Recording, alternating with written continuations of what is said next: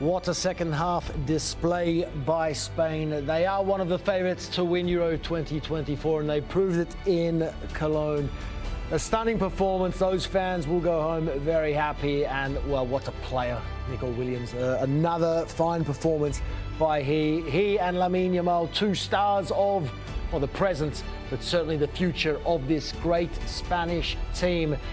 Full-time in Cologne, Spain. Well, they've done it quite easily in the end. 4-1 winners against a spirited Georgia team. The Georgia fairy tale does come to an end. Down and out, but certainly not disgrace. What a tournament to reflect on for the tournament debutants, but just not to be against one of the tournament favourites. Bhaichung, how good was that second half display? We know that Georgia really took it right up to them, but the Spanish class in the end prevailing. Yes, again, I think the second half was completely Spain. And once they got the second goal, I think then it was just the floodgates opening. And I think it was completely controlled the entire second half. Even first half as well, they controlled it. They conceded an early goal through an own goal. But overall, I think, that's why I think Spain is the favourites in this European Cup to win it. And we saw with this performance that they are a serious favourites to win this tournament. Well, I think there's shadows of the 7-1, the first time they met in the qualification. It could have easily been 7 in this, the amount of shots they had, or the shot choices they had. It was very, very spirited by Georgia. Unfortunately, they didn't press pause when they needed to, and Spain were very happy to score lots of goals in the rain. You can see the Georgia players here, Don. What a tournament has been. I think, look, they'll go home disappointed, of course, but on reflection, first tournament through to the knockout stage here, and beautiful scenes there for the fans. Amazing. Without being patronising, they've made a lot of friends. They played the game the right way. They tried as best they could. They've gone quite deep for them into the competition.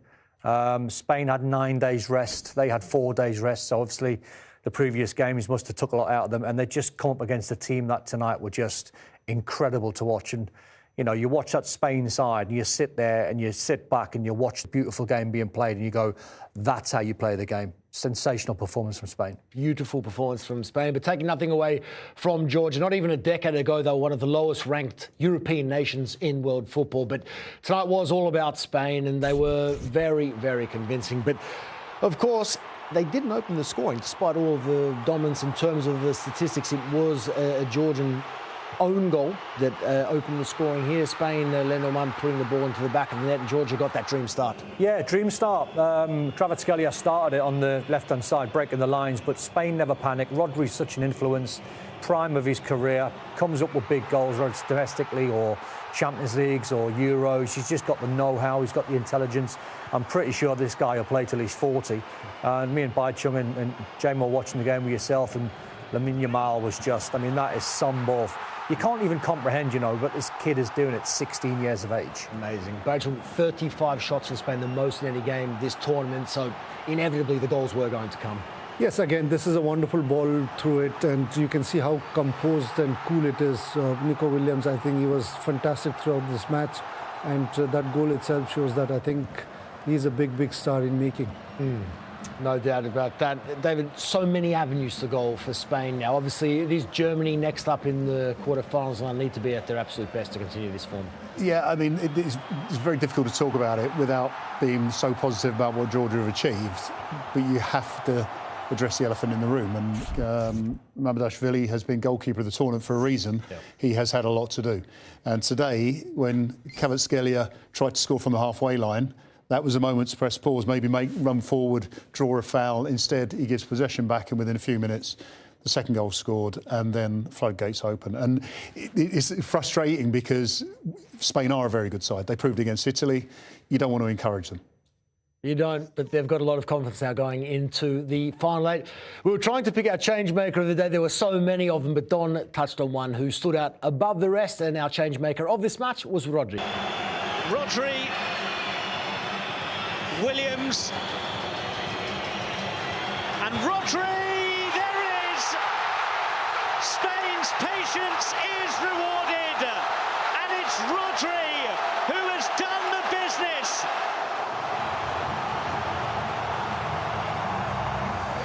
Rodri, the change maker of the match, what a player. Continues to perform as he's done so long, Dom, and you've said he's a player who could potentially play until he's 40. Yeah. But on this form in this tournament, he looks to be a key pillar as to why this nation can go so deep in the tournament. Feels like the leader of the side to me because of his presence, the way he plays, is the reason why when he doesn't play for Man City, they don't win.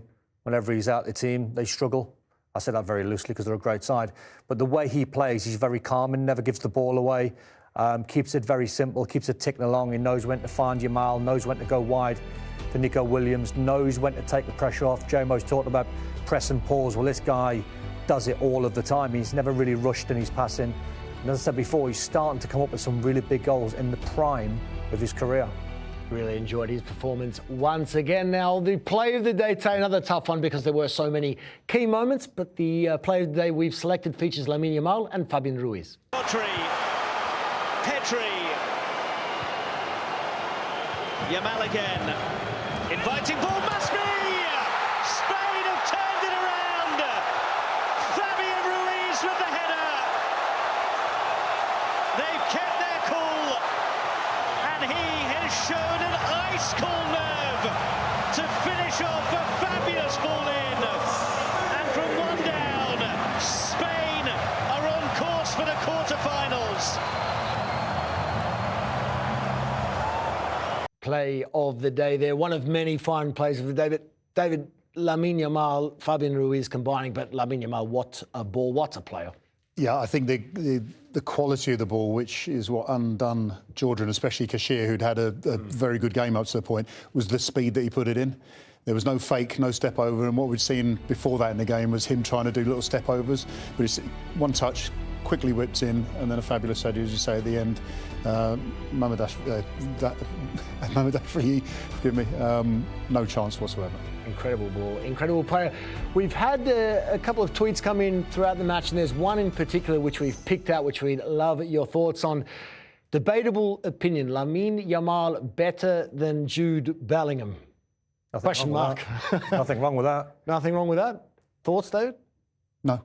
Thoughts, Bhaichung? I think so far, I think he's been far better than Jude Bellingham. Apart from that brilliant goal of Jude Bellingham today, I think he's been fantastic. I need to ask, are we talking this tournament? Are we talking in general?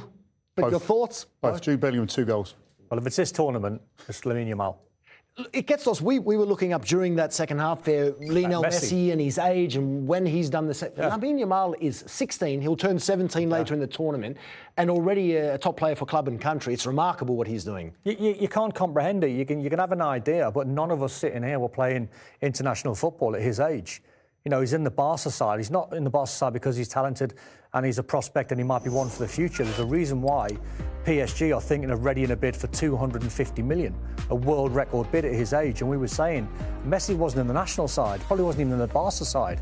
It's 16. It's phenomenal. It is remarkable. You can see Lamine Yamal, the first teenager to assist multiple goals at a single European championship since Ronaldo at Euro 2004. Tonight he became the youngest player to start in a knockout stage at European Championships. If he scores, he'll become the youngest scorer. So we know he's breaking records there, regardless of the comparisons. A top player already. Yeah, top player, and he had plenty of opportunities to score today. Jude Bellingham, I think, only had one, and he scored. So with regards to responding to that tweet, Jude Bellingham still over Yamal. Well, they may meet a little later in the tournament as well. Of course, we will debate that in more depth.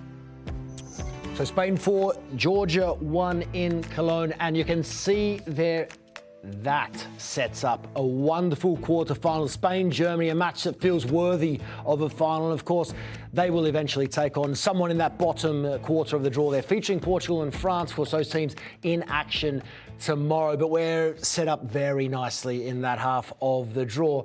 And earlier today, of course, Spain not the only quarter-finalists as a result. Thoughts about Manchester United and Everton?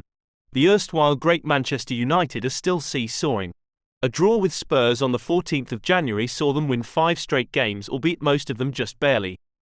Then came the awful loss to Fulham on the 24th of February, in which they played a lacklustre game. Then came Sunday's derby, where they lose 1-3 to the current league champions Manchester City, a game where they go a goal ahead, defend brilliantly for 50 minutes, eventually capitulating to the obviously better class of their rival. Regarding the manager Erik ten Hag, there are still many complaints from pundits left and right. The lack of clear sense of direction or style of play, lack or poor quality of man management and constant poor recruitment of players. Since the 25% takeover of Man United by Jim Ratcliffe, it was hoped that Man United will progress to a more successful direction under his watch. Some pundits even think that Ten Hag might even be replaced come next season. Yet the stats show that he did not do too badly. He managed 61 wins in all competitions in his first 100 games, which actually is better record than either Mikel Arteta with 54 and Jurgen Klopp with 50. Thoughts on Arsenal and Tottenham? If not for that 1 week blip where they lost to Aston Villa and bow out of the Champions League, Arsenal have been by far the most impressive team this season. They have the best defensive record. They blow teams away by huge margin of goals, which leave them with the top goal difference, worth a point at least. Even after that week of disappointment, they are now pretty much faultless. It is not their choice, however. They have to be because reigning champions Manchester City have games in hand, which if they win all the remaining games, there is nothing Arsenal can do about it. They will be crowned champions for the 4th consecutive time. But the way Arsenal played this season, it will be a shame if they did not win the Premier League.